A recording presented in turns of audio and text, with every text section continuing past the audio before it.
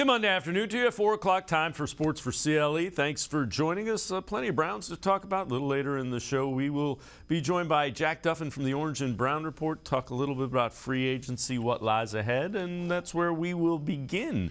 As the Browns, again, active signing and re-signing a couple of players.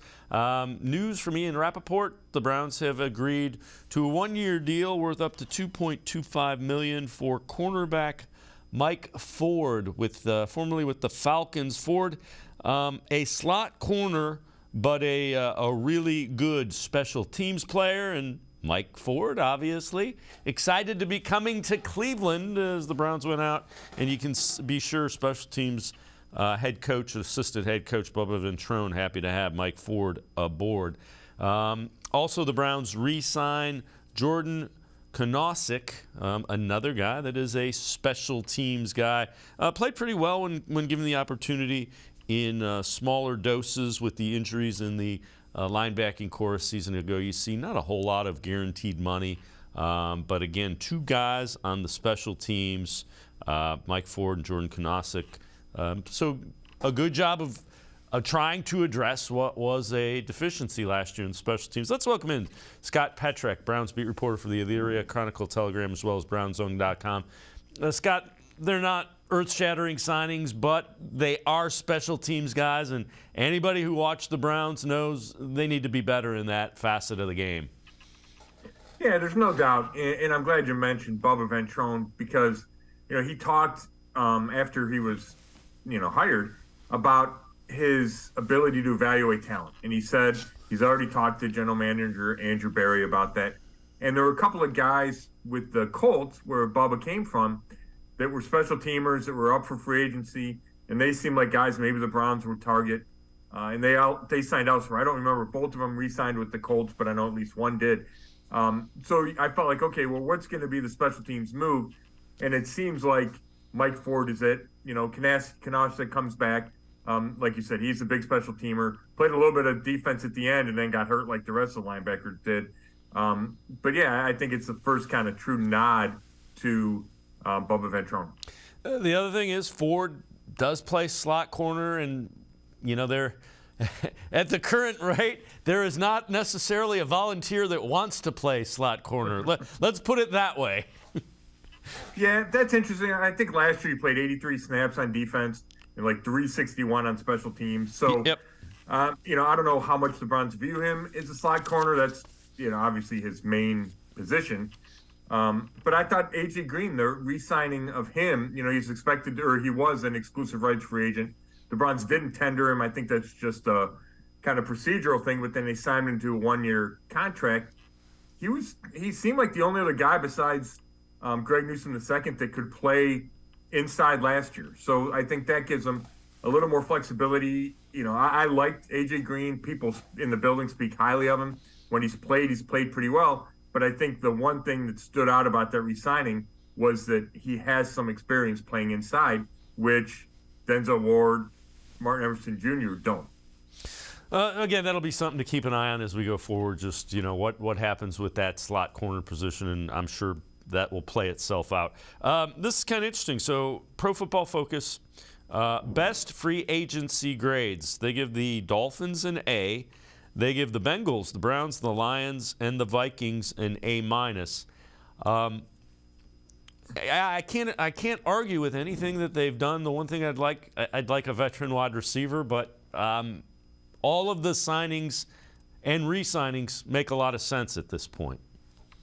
Yeah, I agree. I mean, how many times have we talked about the needs that they've had, and we listed all the positions, and then Andrew Berry went out and he sure felt like he addressed those positions. Now, a lot remains to be seen whether Tomlinson's the guy or Obo's the guy, like how they played, right? Juan Thornhill, is he an upgrade over John Johnson III or not? Is he just cheaper than John Johnson III? So, all that remains to be seen, and it has to play out. I do think the Browns' targeted approach to free agency made sense, and they went after the positions that were the biggest of need. I think the exception is receiver. Maybe you could mention linebacker. They re-signed, Konosic, as we talked about. Sione Takitaki, they didn't add anybody at that position yet. but the main ones were D-line, and they went and got a bunch of D-linemen. So I do think that was an important step. And then obviously the starting safety. The only caveat I'd say is, and I think Pro Football Focus does a lot of good work, but you can't take it as Bible. And I think this time of year, we're so much because they have all these grades and it's such an easy resource. And I appreciate all the work they do.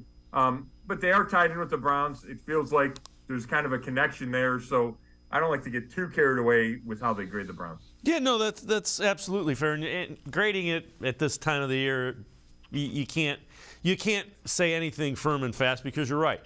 These guys haven't played in Jim Schwartz's system. Let's see. But at least you get an idea that they saw the same weaknesses that we saw. Well, yeah. I mean, even Tomlinson, right? Just the fact that he should make the run defense better and how bad the run defense was. Yeah, I agree. Now, this is kind of interesting and raised my eyebrow a little bit. Anthony Walker is meeting with the Washington Commanders today, according to Adam Schefter. And I'm with you. I would like, and I know Sione Takitaki played well. I'd like to see a guy in the middle to kind of absorb some of that run game, talking in the linebacker spot. Right now, Anthony Walker's kind of the guy that, opened my eyes, and I think he's the best available by quite a bit in free agency. Yeah, and just if you look at the list of guys the Browns had, right, Takitaki's coming off the ACL. So as well as I think he played, and I really do think he took a big step last year, it's a question mark how ready he's going to be week one, how effective he'll be week one. I like the idea of having him and Anthony Walker Jr., who is coming off the torn quad, right? Having a couple of guys, just in case one of them has a setback, one of them's not ready. Jacob Phillips, he's coming off the torn pec. I didn't think he played particularly well last year. So I think he kind of need insurance there. And Walker is such a good locker room guy, such a good leader, a good communicator on that defense. I thought his presence and his play was really missed after he went down in week 4 with that torn quad tendon. And I thought he played well early in the year. So he'd be a valuable guy. I think what's interesting about the visit to Washington is he's really tight with Jacoby Brissett. And they played together in Indianapolis. They both live in South Florida. And I could see him, if Washington says, yeah, hey, we have a legitimate role for you, and maybe the money's better than what Cleveland's willing to offer, I could see him taking that and following Jacoby to Washington. Yeah, and I'm with you. I thought Anthony Walker was off to a really good start to the season when he got injured, and the run defense suffered without him. I'm not saying it's all because he was lost, but it was a loss that they felt in the run defense. We've talked about wide receiver. Another one that the Browns were somewhat tied to is off the board, as the Bills are going to sign wide receiver Trent Sherfield to a one-year deal, according to Adam Schefter. What's kind of interesting in the wide receiver market, Scott, and it probably is a good thing for the Browns, it seems like that market, they're not paying. The crazy money that was around last year has gone to the defensive linemen this year. Yeah, it certainly feels like a depressed market, and I think that's good for the Browns. Part of me says, okay, well, then why haven't they, struck and signed someone yet? The other part of me says, I think they know what they're doing. I think they are good at reading the markets, generally speaking. I just think back to that Amari Cooper trade last year, and they really got ahead of it before it blew up with Christian Kirk signing a big deal. And all of a sudden you look back a month later, and it looks like paying Amari Cooper $20 million a year is a really good investment compared to the rest of the receivers. So I think there's still options out there for the Browns. I think there's still quality options for the Browns. I think it's obvious that they weren't going to spend huge money in free agency. And even if you look at the Brandon Cooks trade, right, I think one of the main reasons they didn't make that trade is because they didn't want to bring in another high-priced receiver because they're already paying Cooper that money. So I think they're trying to balance price and talent with the backdrop of, well, they also have the draft where there's some young, speedy receivers they can also acquire. Yeah, and again, it'll be interesting to see how that plays out, the last part of free agency, and then you kind of transition into the draft. It'll be really interesting to see. I'm really paying attention to the wide receiver market. I think I think they have to get one more weapon for Deshaun Watson. Yeah, I agree. And I mean, really, the only one they've added so far is Jordan Akins, right? They think they upgraded the second tight end spot. And I'm sure they will address the receiver room. It's just a matter of, and I still think it'll be a combination. I think they'll get a veteran receiver, and then I think they'll get a relatively high draft pick. Like, could be number 42, could be in the third round if they trade back. I expect that to be a receiver. I expect there to be a combination. I just don't know if it'll be the McCole Hardman or the DJ Shark, right? Like, those are the biggest names still out there. But there are other guys, I think, that fit the mold of speedy receiver, which is obviously the need or the trait they're looking for. Scott Petrick and I are going to step aside, take a quick time out. Other side of the break, we'll head to the voicemail of Truth and Reason and start talking a little bit more about the offense, more wide receiver talk. Sports for CLE, will be right back. Stay with us. The Ohio Lottery Partners in Education program recognizes role model students and teachers from across Ohio. Nominations can now be done completely online. To nominate a deserving teacher or student, go to ohiolottery.com. In the About section, find Partners in Education. There you will find links to the nomination forms. Students, kindergarten through 12th grade, can be academic all-stars. Teachers can be honored as a Teacher of the Month. The Ohio Lottery Partners in Education, where stars shine. The Greater Cleveland Sports Hall of Fame celebrates the star athletes and notable sports figures who were born or have made their home in Greater Cleveland. It tells the story of discipline, commitment, perseverance, sportsmanship, and excellence in achievement. It encourages and inspires those who believe in sport and its direct impact on the well-being of our community. Go to clevelandsportshall.com or follow us on Twitter at GCLE Sports HOF for more details.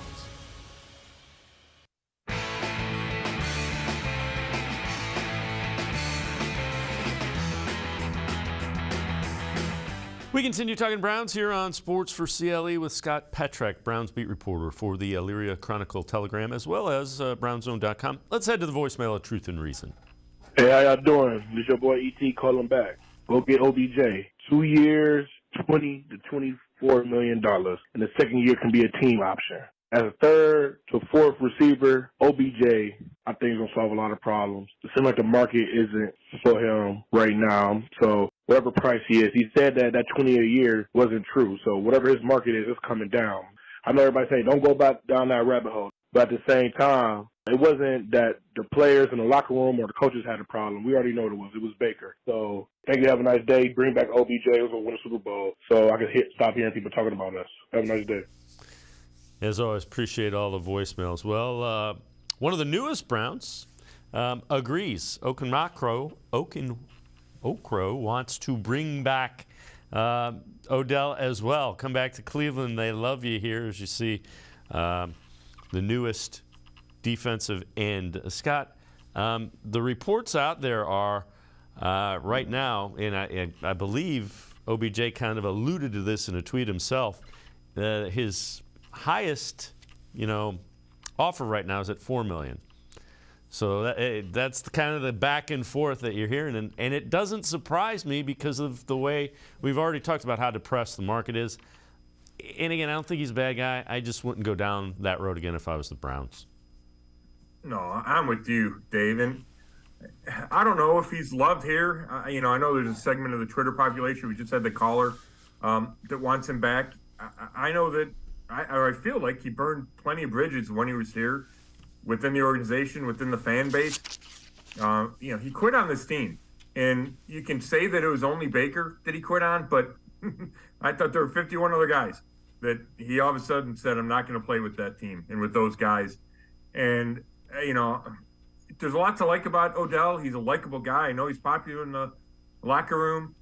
He plays hard when he plays. He's super gifted. All those things, but he's also kind of a pain in the butt, and I think he's always been that way. I think he's older. He's coming off 2 ACLs. I just don't know if it's worth it, and especially depending on what the price tag is. But I think for Cleveland to go down that road again, to me, it just doesn't make sense. Yeah, I'm with you. All right, having said that, now this is, again, Pro Football Focus. Biggest needs for all 32 NFL teams after free agency. So where we start. They say the Browns still defensive line and wide receiver. Browns defensive line has to get stronger on the interior. Tomlinson, Hill, and Hurst additions were needed. but Cleveland could continue to target the position in the draft. They also have to get a new receiver or two into their rotation from last year. Amari Cooper cannot carry this group alone. Yeah, I agree. There are. I really like the signings of Hill and Hurst because they're guys that have played in the NFL. I know Hurst has been injured, but if you don't feel Tommy Togiai or Jordan Elliott or Perrion Winfrey is doing what you need him to do, now you've got guys that have played in the NFL. You don't have to go so young. Yeah, and I mean, there's issues with those guys, right? I think injuries for both Hill and Hurst. But when they came out in the draft, they both had a lot of potential. And Hurst was a guy I liked. I think he slid in the draft for medical reasons, and then he's had different injuries when he's been in the league. Hill had a good start. I think it's 2020. Then tore his ACL, hasn't played a ton since then. But you're right. You just have to throw bodies at that position. And the bodies that were on that roster, on the Browns roster, weren't good enough. At least they weren't in 2022. Maybe they'll be better. You know, if you talk about Winfrey and Elliott and Togiai, maybe somebody steps up. But you needed reinforcements. You needed other options. And I think that's what Hurst and Hill provide. Having said that, I think you need to add more to the pile. I don't know if you need to add more in free agency. I think certainly in the draft, I would get at least one D tackle, and maybe early in the draft, or as early as the Browns pick. I also think defensive end. I would not be done with it. You have Myles Garrett, you got Obo, and then you have Alex Wright and Isaiah Thomas. You know, two guys that didn't play particularly well as rookies. Now you hope they get better, but that doesn't feel like enough, right? Winovich didn't do much, and then he signed elsewhere. Obviously, Clowney's gone. I think you need to add more bodies there too. So it's inside and outside on the D-line. We've already talked about receiver. The only other spot that jumps out to me would be linebacker, like we talked about a little bit. Yeah, and I'm with you. You know, last year the problem was they were looking for Jordan Elliott to step up or Winfrey to step in or Togi, and they didn't have a plan B. So these guys, you know, now maybe the young guys are plan B, but you have options, and that I think they went through last year at that interior defensive line. And Andrew Berry's like, we got to get us some options. And I'm not saying those are, you know, high-level options, but you have options.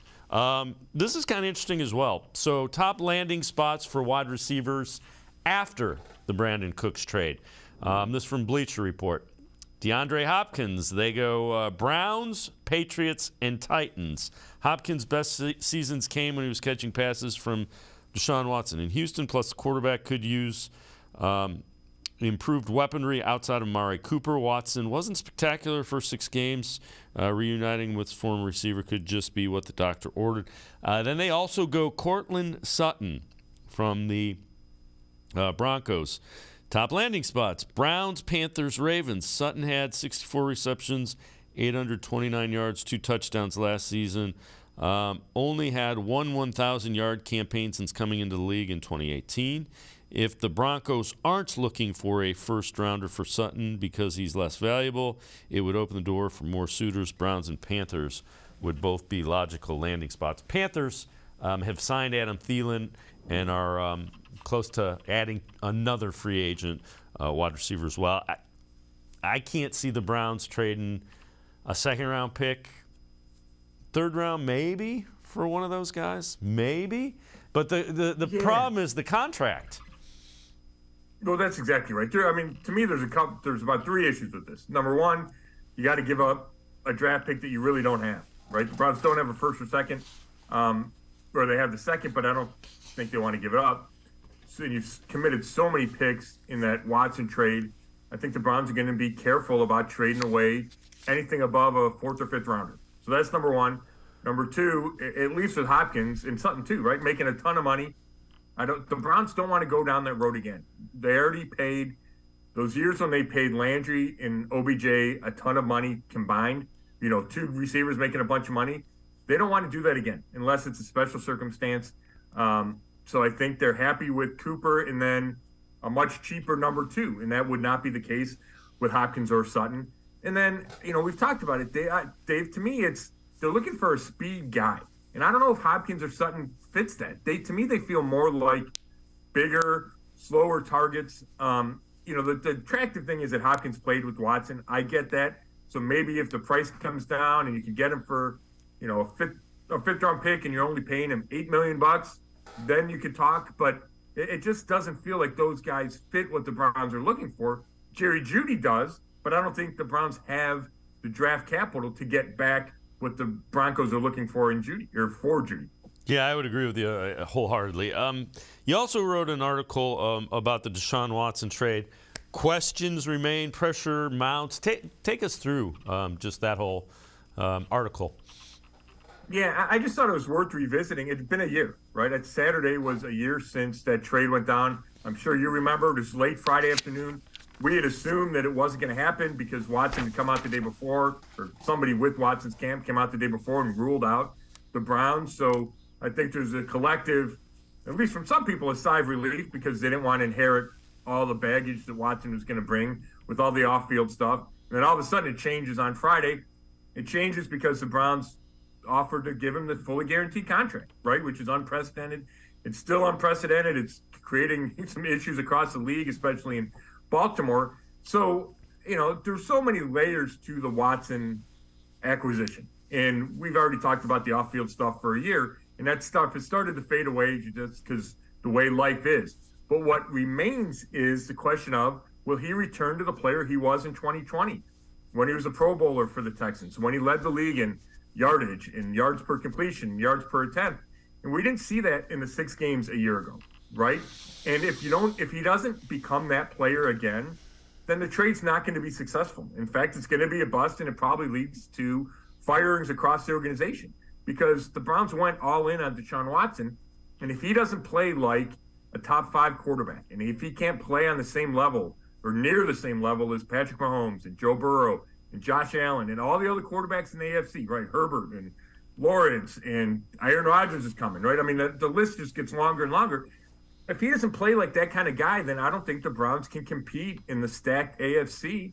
And that's why, to me, the questions are yet unanswered. Can he become that guy again? And can he do it with all the pressure on him? Yeah, and you're right. I agree with you wholeheartedly. If he cannot, we're going to have a new head coach. You may have a new GM, and it's, all over. You're rebuilding from scratch because it'll be a new system and new players, and you'll tear everything down without question. And on that cheery note, Scott Petrick and I are going to step aside, take a quick time out. Other side of the break, we head back to the voicemail of Truth and Reason, and a couple of Browns that are on the roster bubble, it appears, after free agency. Sports4CLE, be right back. Stay with us. The Great Lakes Collectors Convention, presented by Greenie Sports Cards, takes over the Fieldhouse in Independence, Ohio, where the passions of sports fans, collectors, and sports talk enthusiasts collide. 50,000 square feet of ball card bliss. Hundreds of display tables. Card Shop Live Theater with interactive appearances from the region's most notable sports media. Great cards, great location, great show. Tickets on sale now at greeniesportscards.com.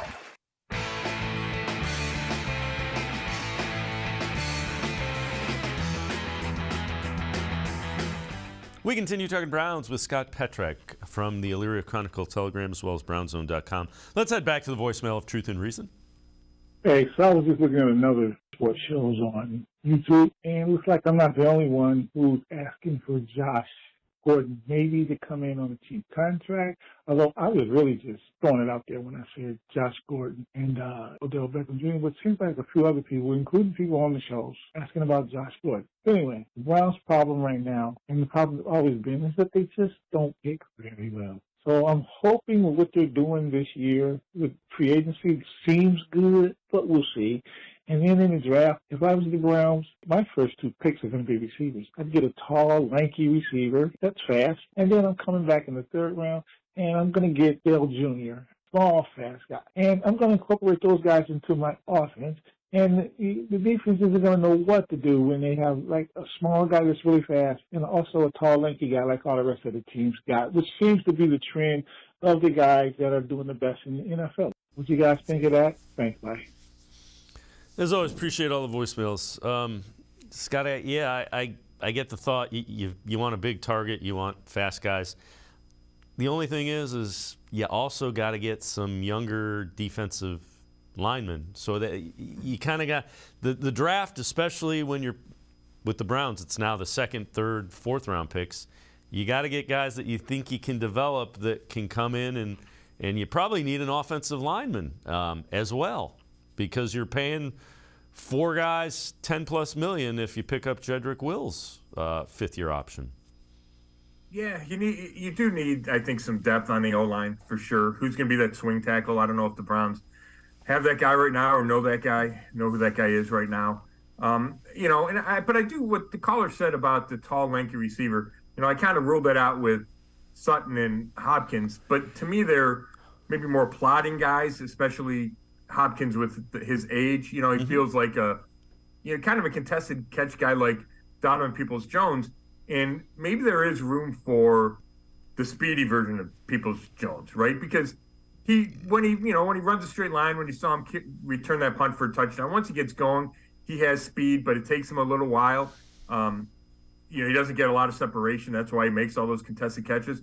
So if you got a guy with kind of the dual threat of, he's a big, tall guy, but he can also get out and get going, and then you pair him with the quick twitch guy that can play in the slot, I don't hate that idea, but your point's well taken, Dave, is there's a bunch of needs to fill, and holes to fill, and when you don't have the big-time draft picks, and when you're paying Deshaun Watson all the money you're paying him and Myles Garrett, and we know the list of guys making big bucks, it means you have to hit on those draft picks, and you have to kind of be targeted, and I don't know if you can I just don't know if you can address all those, in a perfect world, they get 2 receivers and 3 more D linemen. I just don't know if they have enough resources and picks to kind of address all those, kind of desires. And the way to think about this is, for every draft pick that you don't hit on that you can't backfill the roster with, you're going to have to go out and sign another free agent. Every draft pick you miss on is a free agent you have to sign in 2 years, is probably, the life cycle of that. And they're more expensive. I mean, right, if Jordan Elliott played better last year, then you might not have to spend $14 million on Dalvin Tomlinson, right? That's just how it works. If Alex Wright were ready to start, maybe you don't have to go get Obo. And, not that you don't hit on all the picks, but you're exactly right that if you miss, you wind up paying for proven talent. And it's not A-list talent, because the guys in free agency usually aren't, the best players. It's the guys that teams are willing to let go. All right, 3 current Browns now on the roster bubble after early free agency moves. Number 3, Harrison Bryant, tight end. Number 2, Tommy Togiai, defensive tackle. And number 1, wide receiver, Anthony Schwartz. And Scott, I think Togiai and Schwartz were probably there before free agency. It's kind of, you got to see more from both of them. If Schwartz suddenly and miraculously, doesn't drop passes, he might be the answer to what you need in offense, but I'm certainly not willing to bet my job on that. Right. Well, that was the goal, right? You talk about missing draft picks. That's what happens. Now the Browns 2 years later are looking for the same guy that they thought Anthony Schwartz could be. Now, the good news for all those guys on that list is there's no reason to move on from them now. There's no reason to move on from them until cuts in late August, early September. Right? So they'll get plenty of chances in the offseason, training camp, and preseason to prove themselves. Now, I think that list is the correct order. It's going to be tough for Schwartz. Is going to have bodies and guys he's going to have to compete against. That includes Michael Woods. It includes David Bell, right, who are now certainly look ahead of him on the depth chart now. Tommy Togiai, we talked about all the guys in front of him. Harrison Bryant, the Jordan Akins signing, to me, moves Bryant down the list. But I think he probably, as of now, would stick as the 3rd tight end. The Browns play a lot of tight ends. They keep a lot on the depth chart. I just think it was an area where they looked at Bryant last year. He didn't take a big step like I'm sure they had hoped. And I think they'll see him as being limited physically, so they wanted to upgrade there, and they did. I just don't know if it'll cost him a roster spot. Yeah, the other thing that keep an eye out for, Harrison Bryant may have some trade value, and that's something that I would also keep in mind. And I'm not saying he's going to get traded, but he's a young guy that has shown enough that I could see somebody saying, we'll give you a fifth round pick for him or a sixth round pick for him. And the Browns, needing the draft capital, maybe weren't willing to do that. Before I let you go, these are 4 wide receivers Browns should target in the NFL draft following free agency. This is from Dog Pound Daily. 4, Zay Flowers from Boston College. I'm guessing he might be gone when they draft at 42. Number 3, Tyler Scott, Cincinnati. Number 2, Parker Washington from Penn State. Number 1, Trey Palmer from Nebraska. When you look at those guys, who intrigues you the most? Who do you like the most? Is there any that you don't think really fit for the Browns of those? No, I think they all fit. I haven't spent a whole lot of time on Palmer. I know that Flowers and Scott really appeal to me. Like you said about Flowers, I don't know if he's there at 42.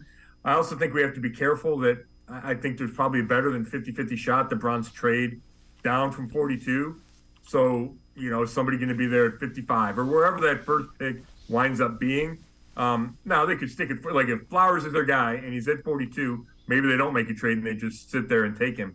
But I like the idea of Flowers. I really like the idea of Scott. I think they just fit the exact profile of what the Browns are looking for in that position. Yeah, and I agree with you. And I think they need a younger guy that has a different skill set than David Bell, because Amari Cooper's been a veteran. I mean, he's still got some years in him, but you want to be able to fill the roster in so you're not looking at free agency every time, and you got to hit on the draft. And the Browns have not had a lot of success drafting wide receivers. Now, Donovan Peoples-Jones looks like he's going to be around for a little bit.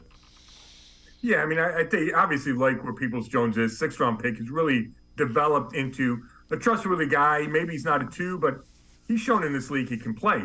But they need that guy that can run the jet sweep, or at least a jet sweep motion, and take a defender with him that you can throw a bubble screen to. And that's just an element that's been missing. And I think with Watson and his ability to run and stretch the field horizontally, it opens up space, and they need more space players. And I think all those receivers mentioned fit that category. Scott Petrak, as always, appreciate the time and the insight. Great stuff. Scott, thanks so much. Thanks, Dave. Scott Petrak, Browns beat reporter, Elyria Chronicle Telegram. Check him out, brownzone.com. Always really insightful and good stuff with the Browns. We're going to step aside, take a quick time out. Jack Duffin from the Orange and Brown Report straight ahead on Sports4CLE. Stay with us. Come back to go forward. Back to learning new things. Back to pursuing your dreams. Tri-C has flexible learning options to fit your life. And every year, more than 1,000 local companies provide Tri-C students with real-world learning. The right education can boost your lifetime earning power by hundreds of thousands of dollars. Start now with a college education you can afford. Tri-C, where futures begin. The Ohio Lottery Partners in Education program recognizes role model students and teachers from across Ohio. Nominations can now be done completely online. To nominate a deserving teacher or student, go to ohiolottery.com. In the About section, find Partners in Education. There you will find links to the nomination forms. Students kindergarten through 12th grade can be academic all-stars. Teachers can be honored as a Teacher of the Month. The Ohio Lottery Partners in Education, where stars shine. I am powerful beyond my wildest imagination. I will define my future. I will keep challenging myself to improve. Because I am a future leader of this great nation. I will be responsible for raising a beautiful family. And educating not only my generation, but many more to come. I will make a difference in my community. And I will stand up for what I believe in. I will not settle for simply chasing my dreams. I will achieve them. Because I was given a chance. An opportunity. A home. At Family, Career, and Community Leaders of America.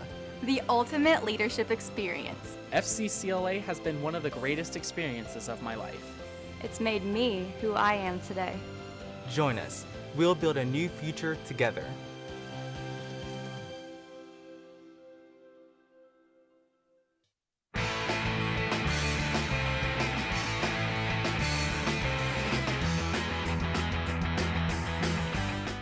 We continue talking Browns here on Sports4CLE. We mentioned it earlier. Take a look. Mike Ford stats. This was tweeted out by Jack Duffin. Slot corner, you see the cornerback snaps, special team stats rather, the relative athletic score, and again, where his rank is relative to the other cornerbacks, a slot cornerback. Let's welcome in Jack Duffin from the Orange and Brown Report. Always a good follow on Twitter, really great stuff. So tell us a little bit more about Mike Ford as well, Jack. I like the signing. I'm assuming you do as well. Yeah, it's a special teams edition. He's on the roster for Bubba Ventrone. He's not on the roster for Jim Schwartz. He's probably going to be your backup slot corner. Probably sits there as maybe the 10th defensive back on the roster. But he's there for special teams. You've effectively got running back 4, linebacker 6, defensive back 10. They're not defensive or offensive players. They're special teamers. So he dubs himself the best gunner in the NFL. Time will tell. And you know what? The Browns special teams definitely have needed some upgrading. Let's hope Mike Ford can help Bubba Ventrone get it done. Take a look at this tweet also from Jack Duffin. And you can follow him on Twitter at jackduffin.com. So it kind of is a move that keeps us updated relative to the Browns' cap space. When you look at it, they still have some ability, if they like free agents, to do some things and bring in maybe a wide receiver or linebacker. Am I reading that correctly? Yeah, so there's enough money to do some moves. I don't think you're going to see any big splash stuff because they're kind of where they're at rosterized and spending, because you don't want to go, if you go too crazy, then you have knock-on impact in future years. What they're doing at the moment is perfectly fine. So they'll spend another few million, but the big splashy moves, I think, are probably all done. Interested to see where Ford's ends up. We've had the tweet from Rappaport with up to 2.25 or 2.5 million. It's always a lot of noise. Whenever you see up to or max value, ignore it pretty much and wait until the real contract comes out. It's a whole lot of like agent pumping up the numbers, and then we see the real deal, and it's like, oh, it's the minimum for an NFL player. Yeah, agents they're paid to do that, so we understand that without question. Let's take a look at this. So you also had mentioned that pre-free agency, 261 million was kind of the number to keep an eye on. With the Browns spending on their 53-man roster. And then you also kind of show a graph here. And when you look at the position group and the breakdown, they go over with some, you go under with some. But relative to that, they still have some money that you think they may allocate edge rusher, wide receiver, and linebacker. When you look at those, what do you think the most important are? And could you see them addressing, another edge rusher, another linebacker, or wide receiver, or a better way to put this, what do you think they look at to address in free agency with, those lesser signings? Yeah, so the salary cap is so easy to manipulate from one year to the next, whereas we look at cash spending for a team, and it's usually pretty steady. So the projected spends is just a number worked out on how much I expect them to spend with the 261 million, and then just looking at the last 3 years of Andrew Berry. So no surprise, lots more spending on defensive tackle than we've seen in the past.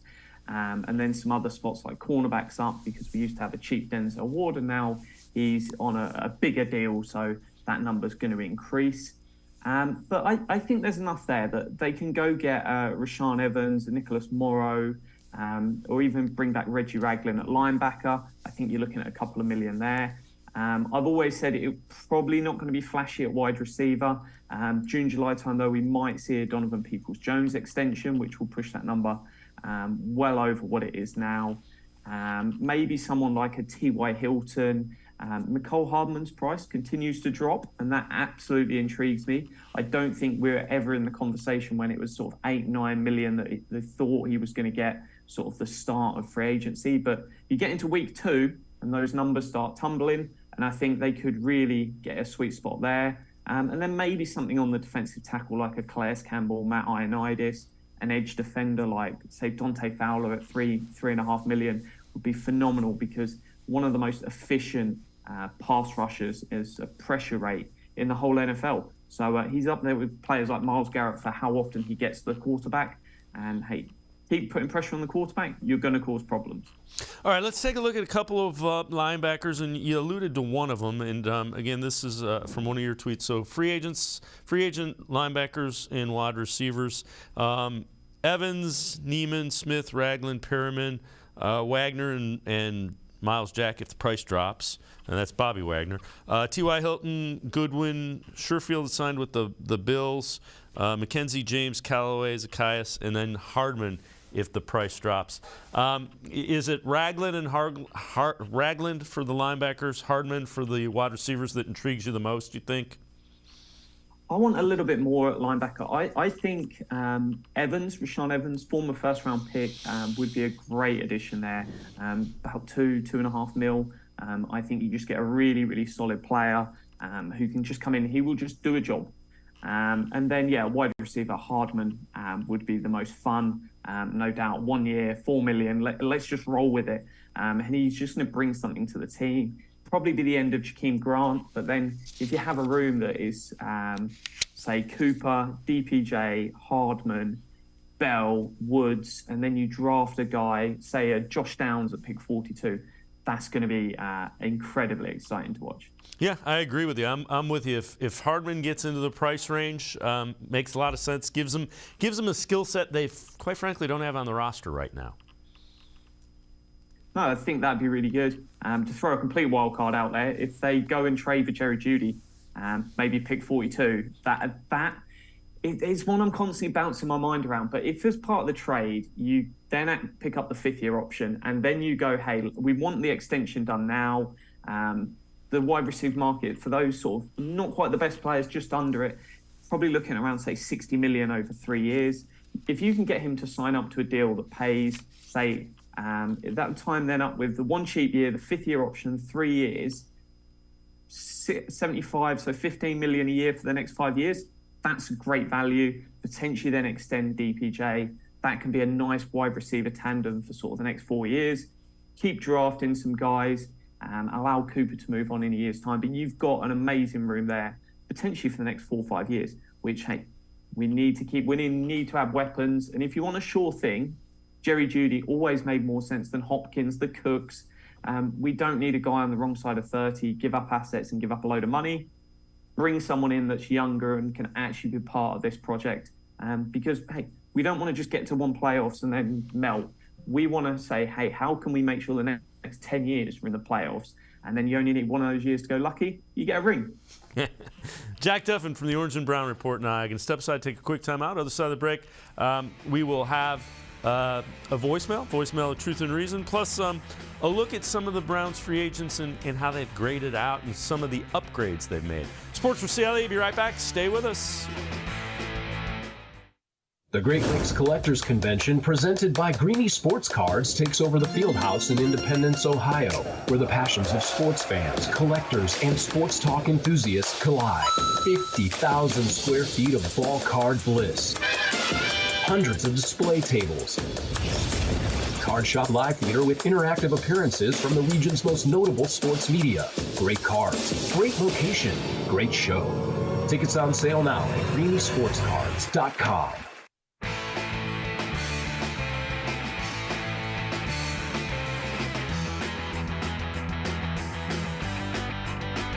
We continue talking Browns with Jack Duffin from the Orange and Brown Report. Let's head to the voicemail of Truth and Reason.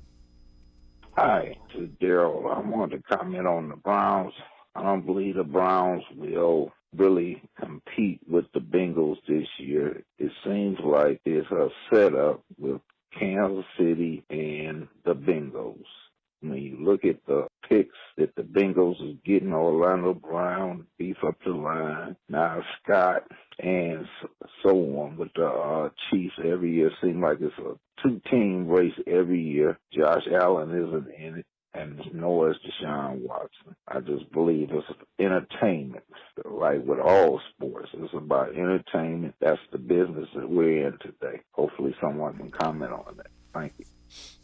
Appreciate all of the voicemails. Jack, I'm not a conspiracy theorist.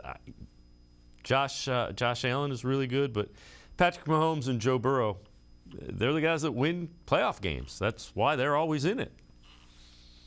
Oh, it's Patrick Mahomes' conference, and we're all just living in it. That's very much the view that I've got of this. So, if you want to win the ring, you're going to have to beat Patrick Mahomes, and that is no easy task. And that's why I'm very much more for elevating across. We need 4, 5, 6 good years to try and do this. The idea that you can go all in and, if you're in the NFC, you could go all in and you've got a really good chance of making the Super Bowl. You don't have that in the AFC. You almost need to build up that sort of 6, 7, 8 years, and you've just got to get lucky one year. It could be Patrick Mahomes gets injured. It could be Patrick Mahomes just is off the boil and something's not quite working. Andy Reid could retire that year. Who knows what that dynamic could be? But you've got to maximise your window rather than, hey, throw everything at 2 years and hope Patrick Mahomes just doesn't turn up. It just feels like a risky strategy for people. But I don't think the Bengals are all that. I think they're certainly up there as a sort of top 4 or 5 teams in the conference, but I'm not terrified of the Bengals. At the end of the day, if we go up against them, we've always seemed to come out ahead. And hey, they can go beat other teams, but it's down to, can the Browns get to the playoffs and then beat them there? I'm not terrified of the Bengals. Yeah, the Browns seem to match up pretty well, especially with the cornerbacks that they have. All right, let's take a look. This from the Browns. Dalvin Tomlinson's Pro Football Focus grades in 2022, 79.1 pass rush, 77.1 defensive grade, 83.0 against the run since 2017. So 142 career tackles, 13 sacks, 55 TFLs, 7 passes defended. I thought highly of Tomlinson, and I'm pretty sure you thought he was a guy that kind of fit what the Browns needed. Yeah, for me, I said there was only 2 players I could realistically see them spending over $10 million a year on in every single free agent, and that was Marcus Davenport and then Dalvin Tomlinson. And lots of people had their eyes on whether it was Payne, whether it was Hargraves, whether it was Zach Allen, whether it was Jones. Lots of these DTs, but they all reeked of inconsistency and had massive problems of like, 1 year's good, 1 year's not, or 2 years are bad and 1 year's good, or you're paying for a breakout year and hoping that that's suddenly going to become their new level of play. So he was the only one, and for his entire career, it's insane how consistent he's been. And for me, if you're going to go out and spend 10 million plus, get me the consistent player. I've not so much cared about they're going to be the very, very best defensive tackle in the NFL for the next season or something. I more just want to know, if I'm paying him, can I get sort of top 16 defensive tackle play for the next 2 years?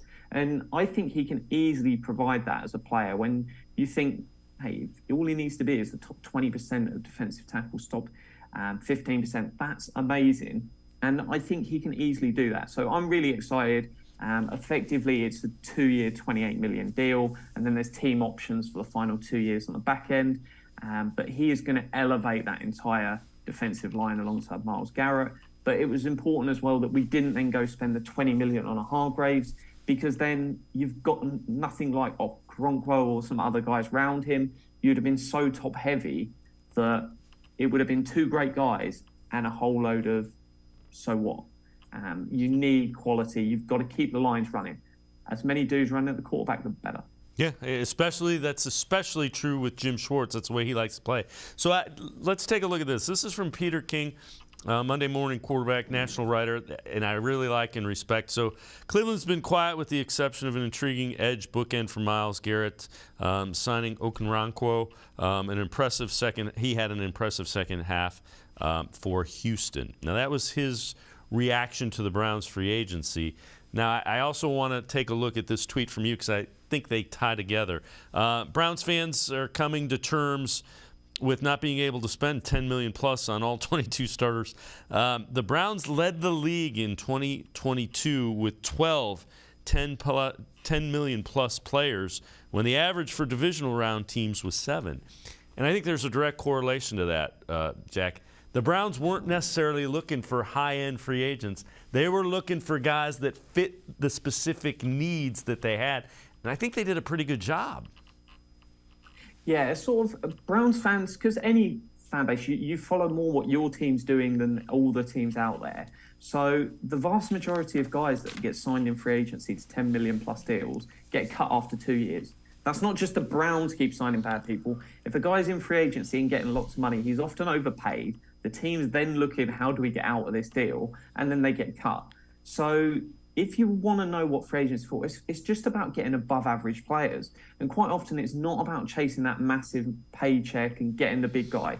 It's bringing in these guys at sort of 4 to 8 million that are just really solid players, elevate everyone around them.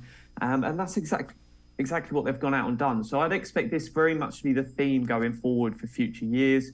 But to be fair, people forget about Conklin. He was effectively a free agent addition because they signed him to stop him becoming a free agent. I believe that was back in the end of December. That was 15 million a year. So they've thrown some money around, and Andrew Berry is not shy to spend a bit of money. And the other thing is again, you tweeted this out. Again, if you're a Browns fan, you should be following Jack Duffin. So there you see his Twitter. But these are the upgrades that the Browns have made. And you see the upgrade from Clowney to Okunrankwo in terms of pressure rate. You see the upgrade from Bryan to Tomlinson. Tomlinson's also a really good run defender, which the Browns didn't have, but there's an upgrade in pressure right there. Forced interceptions, Thornhill more than twice as many as JJ3, and Atkins a substantial upgrade in that tight end too. So that kind of lays out how the Browns have improved with some of those free agencies, and it tells a picture of they targeted areas that weren't great, and they went out and got guys that are upgrades. Yeah, and those aren't just any trivial stats. They are the number one stat. When I'm looking at someone on the D-line, I'm looking for the pressure rate. When I'm looking at someone in coverage, I'm looking at their forced incompletion stats. That is the numbers that I most look to. So really, really happy to see that. And the whole Thornhill's numbers are insane, but all of the DBs they've got now really, really high. Some of the league leading guys for forced incompletion. So I'm really excited for what this whole entire team does. Just want at least one more dude on the D-line, like Calais Campbell, Ioannidis, Fowler. Just give me one more. I prefer DT than edge, but wherever it is, Calais Campbell for me just finishes this entire team, plus as we mentioned, the wide receiver and the linebacker. Jack Duffin from the Orange and Brown Report and I are going to take one more time out on the side of the break. We'll take a look at the roster as it's currently constructed, thanks to Jack Duffin. Sports4CLE, we'll be right back. Stay with us. The Ohio Lottery Partners in Education program recognizes role model students and teachers from across Ohio. Nominations can now be done completely online. To nominate a deserving teacher or student, go to ohiolottery.com. In the About section, find Partners in Education. There you will find links to the nomination forms. Students kindergarten through 12th grade can be academic all-stars. Teachers can be honored as a Teacher of the Month. The Ohio Lottery Partners in Education, where stars shine.